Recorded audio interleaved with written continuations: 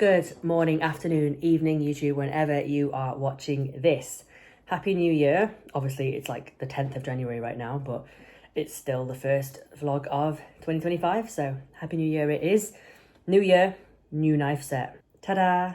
So, for Christmas, my boyfriend bought me a new knife set, which those of you who've watched for a while will be happy with because, like, you've watched me chop my food with the bluntest knives. I literally had them since like uni, so 10 years, and yeah, definitely was in need of a new knife set. So I'm gonna chop my, actually no, I've already chopped the avocado, to be fair. I have nothing to chop in this video, I'm afraid, so you're not gonna quite get that satisfaction, but at the moment I have potatoes on rest days only. So next time I record on a rest day, and to be fair, once prep starts there will be a lot of potatoes in my plan. For now, we're still on the pre-workout pasta hype, so no chopping needed. I'm about to have my 130 grams of pasta with 50 grams of avocado and a tin of tuna.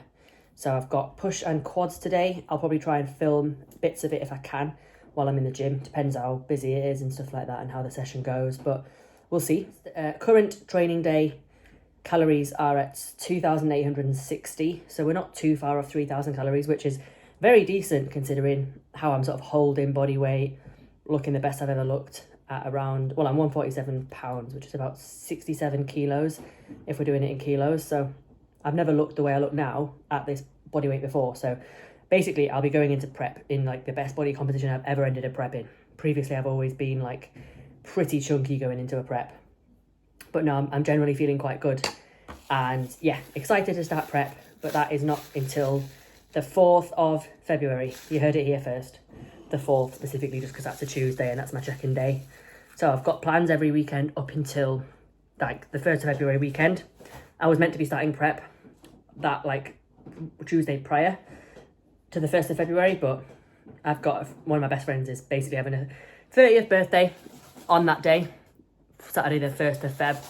And I want to fully let go and enjoy it and not be like, oh, I've literally just started prep this week. Do you know what I mean? And once I start prep, I want to lock in. I want to not be, going away to a different city for a 30th birthday, having a late night. Like, even if I was to eat on plan and not drink, I still wouldn't want to be having late nights. So, like, as soon as prep hits, everything, like, locks in, not just obviously, like, the nutrition and getting cardio in. It's all about, like, really good quality sleep and making sure that everything that I can possibly nail in terms of, like, recovery, sleep, recovery, physique progression is absolutely nailed. So I actually pushed it back a week purely so I can enjoy my friend's birthday properly. And also that Sunday prior, I'm actually getting back super late from a trip to Berlin. So again, I'd be starting prep on like a tired note, having had about 10 days off training, because I'm actually getting my brows microbladed next Friday, which means a week off the gym. And then after that, I'm going to Berlin. So there's going to basically be a stint of like 10 days where I'm not training, and then go back in for a sort of devolume week in the gym and then start prep. So that's the plan for now. But right now I'm just going to get my food in and I'll take you through a little bit of a day. I'll give you some more updates on what's been going on my end and, stuff, plans for prep and things like that. And yeah.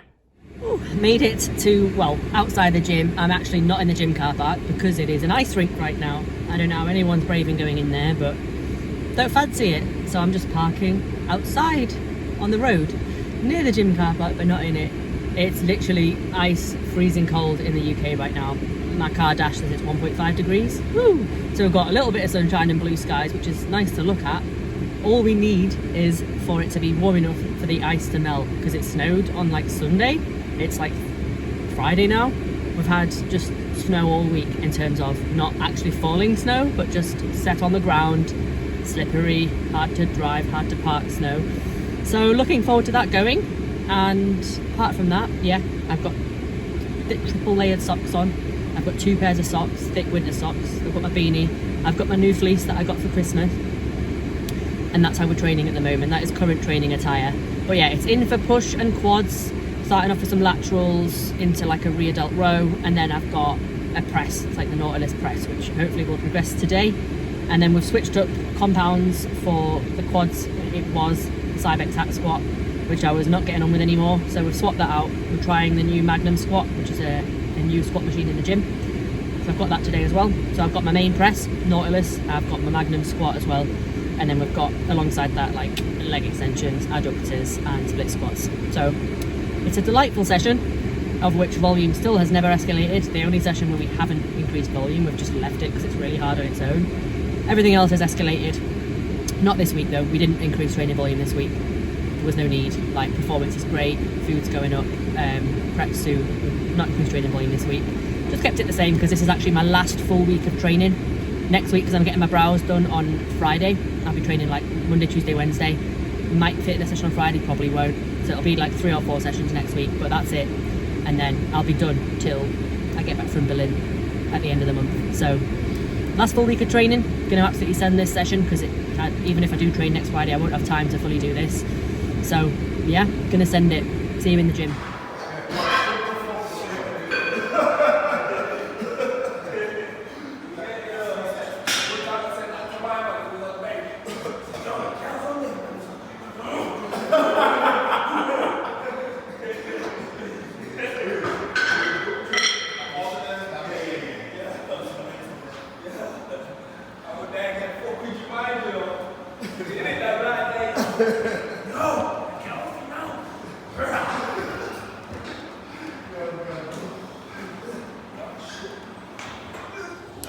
Excuse all the background noise. The dryer's on. The kettle's on. I always put the kettle on to add boiling water to my whey. I make a whey paste with my post-workout meal, which is 120 grams of cream of rice. Really annoying that the Train by GP seem to provide small scoops, because I'm like, well, you get like 25 grams per scoop. I don't think anyone's having 25 grams of cream of rice, are they? So I am having 120 grams of cream of rice. So actually, it's starting to run out. I think I'll have to order some more soon. But I've got the cherry bakewell flavour at the moment, which I really like. Again, you can order this from Supplement Supply UK.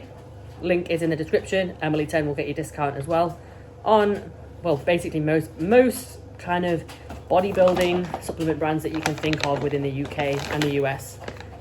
You will be able to get a nice little discount using my name, Emily 10.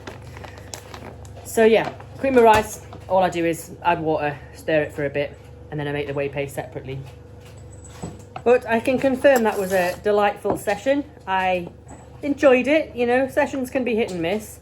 I find that obviously a lot of the training that I do is very much what needs to be done in terms of specifically my own physique progression for stepping on stage. So not all of the exercises are things I'd love to do, you know. I used to dread that session though, when it had the hack squat in it.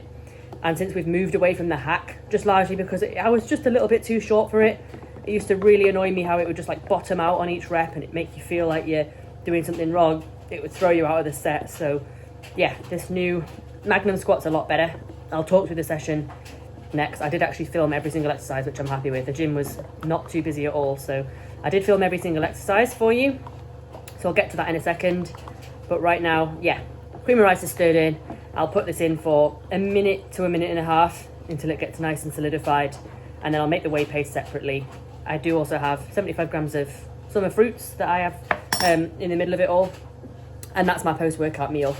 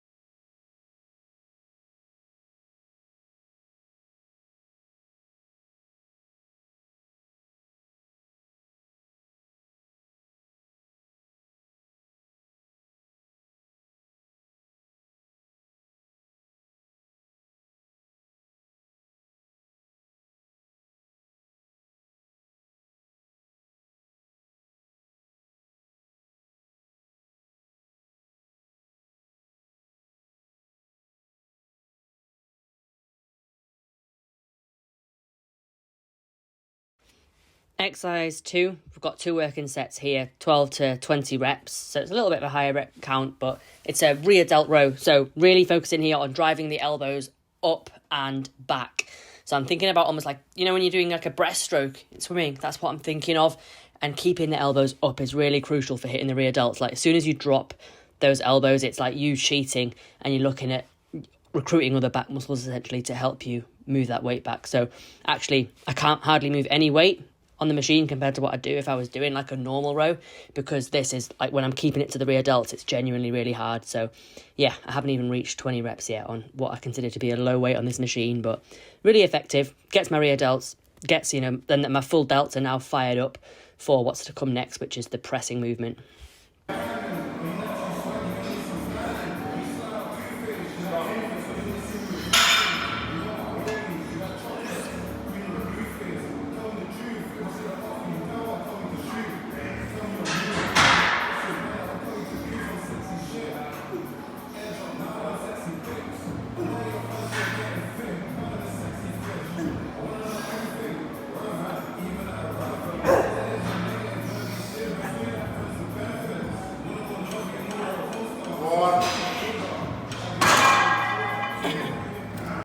That was a top set, fuming that I didn't get that 9th rep because I got 8 reps the week before, but never mind. And then this is the back off, which is 90 kilos, got 11 here. Love this machine, to be fair. Usually it progresses, but it didn't today. You know, we win some, we lose some. Still a 6 session, still press as much as I physically could and try my best. So that's all we can take from it sometimes.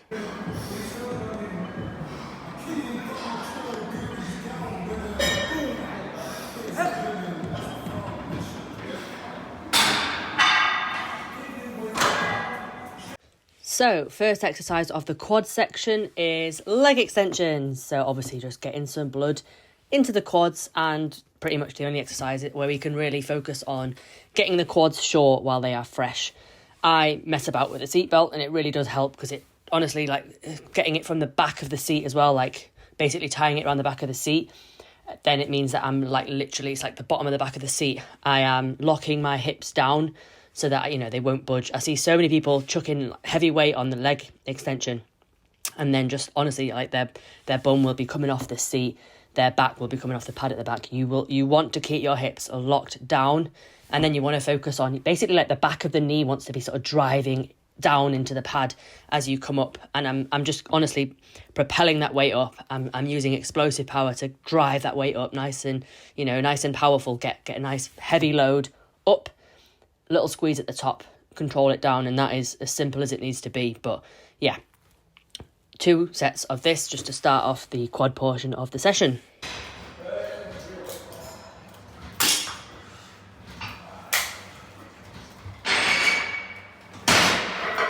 I thought I'd grab a different angle as well just to show you the setup with the seatbelt. As you can see, like I said, it's round the bottom back of the chair just so that it does lock around my hips.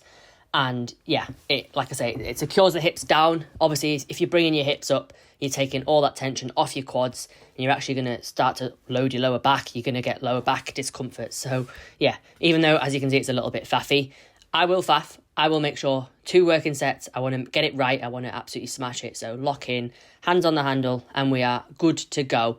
Now, the only thing you'll see about this machine is like at the bottom, look, I don't get like that full stretch.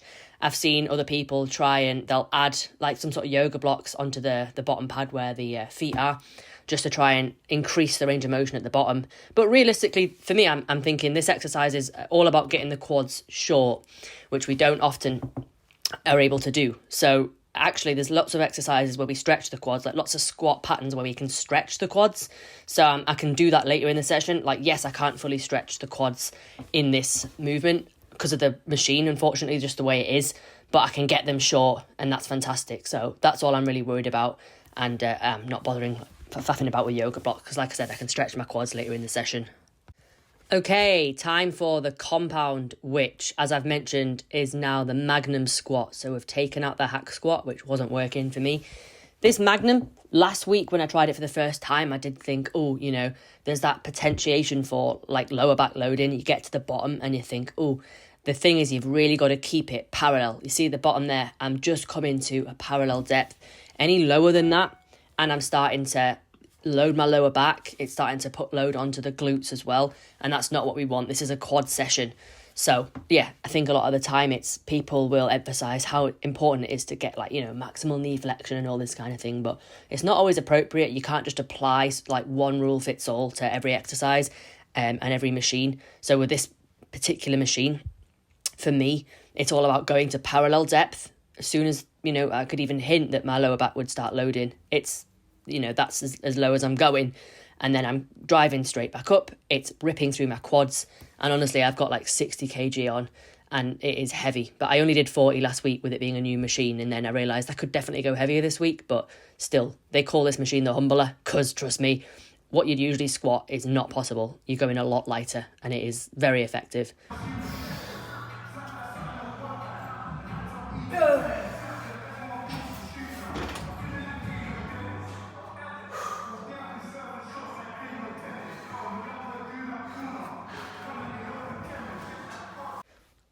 On to everyone's favourite, the split squats. I always like low-key dread these, but hey-ho, at least I've got a nice setup in the gym. I know a lot of people don't really have anywhere to kind of rest their foot on, trying on benches and stuff and never quite being able to get the depth. So it's really good that we've got this adjustable little setup here to use, and yeah, can get full depth as well, which is really nice. Obviously, just making sure I put all the tension through the quad.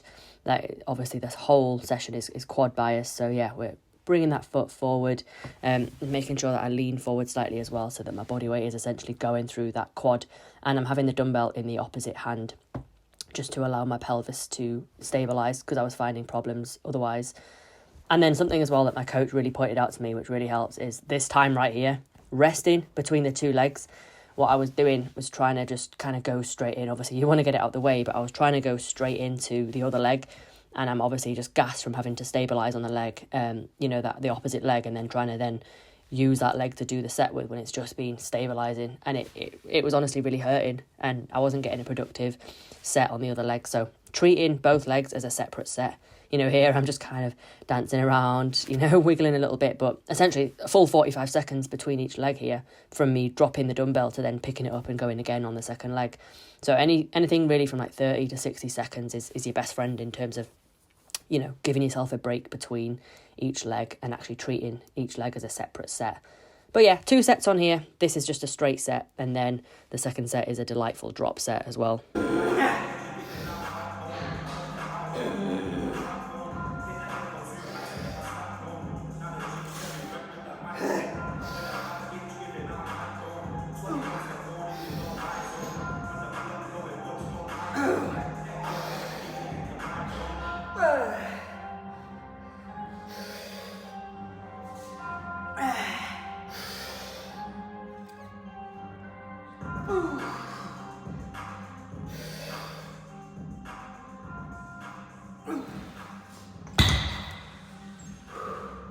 Final exercise then, we have adductors, so 2 sets on here as well. I've got one heavier set, and then this one I filmed is the second set, which is essentially a rest pause set. So I think it's about 15 to 20 reps, something along those lines, and then we just obviously stop, take a rest, and go again for as many reps as we can. So nice little intensifier to finish there.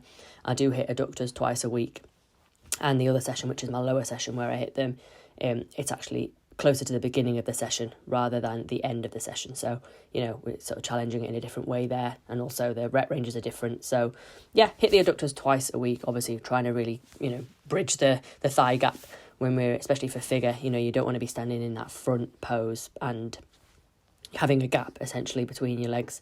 But I've got some posing clips to show after this set as well, so I did a little bit of posing after my session, which I'll show you in a second. 5 years after that, we went to have a fair. Portugal. Yeah, we didn't want to talk about it. So where are you going? I'll do it. Yeah, oh, really? Went out and things like, I said, not to I'll do it, and then just pull for my details and follow it. So that's why you know the same hotel at the same time. We didn't like to walk.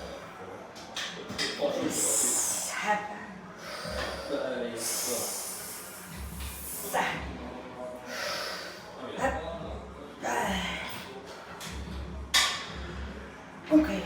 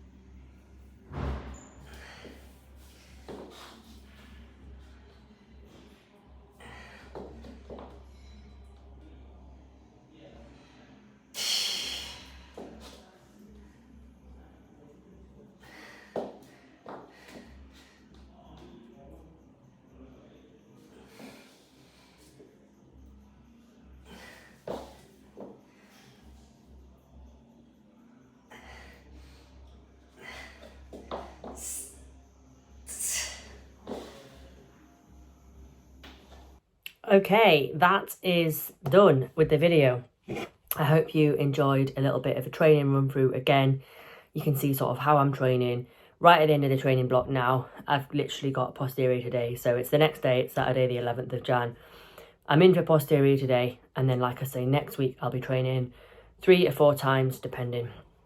Get my brows done, have a deload while the brows recover, go to Berlin, come back, devolume week, and then into prep. So we're right at the end of that off season now. It's been productive. It's been 19 full months since I actually stepped off stage as well. Like when we're talking about off seasons, we're talking about you stepping off stage to you starting prep again. Obviously you can't include the prep within that time away from stage because you spend that time dieting, but like the amount of time I've spent growing is from like June 2023 right up till January 2025. So yeah, can't wait to see obviously what's been built in this off season.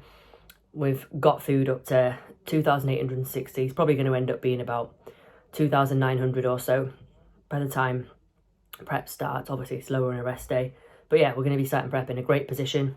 Best body composition I've been in. Obviously when you see that posing video I just did, you know, this is like the softest I'm going to look. So I'm really happy with how it is, happy with the position I'm in, and excited for 2025 to just take you all along on the prep and see what we can achieve this year. Now I've got a couple of shows that I've picked. I have decided to stick with the Two Bros route in the UK. I just think in terms of goals, like I'm not shooting for my pro card this year because I'm not big enough, like I said in my last video. So for me, going abroad to do a pro qualifier, as lovely and fun as that would be, I'd rather do it when I know it's because I'm shooting for a pro card, whereas right now that's not realistic. So I'd rather just keep it in the UK, have some fun with it, see where I'm at. The only reason I'm not doing a PCA show is because the Two Bros shows that I'm doing, there's no PCA show before that which would line up. So yeah, just like the calendars don't work out basically. So I'm sacking off PCA in favour of just sticking with Two Bros, and other federations don't interest me. There's no options outside of PCA and Two Bros as far as I'm concerned in terms of like the actual standard of competitors. I wouldn't want to just do a random federation for the banter, you know, putting your body through peaks and doing shows and stuff. It takes a lot, and I'm a competitive person as well, and I just know if I compete in like lower level federations, like I don't feel a sense of achievement. So I want to actually compete in shows that challenge me. And I know that the Two Bro shows that I've opted for, both are going to be very high standard, busy shows. So I'm looking forward to it. And yeah, take you along for the prep journey, which will be starting very soon. Literally now like 3.5 weeks until prep actually starts. So stay tuned. And yeah, anything else, just drop me a line if you've got any questions. Always appreciate comments as well. Please do like the video if you got this far and watched till the end. Give it a like. Subscribe if you haven't already. And I'll see you in the next one. Ciao for now.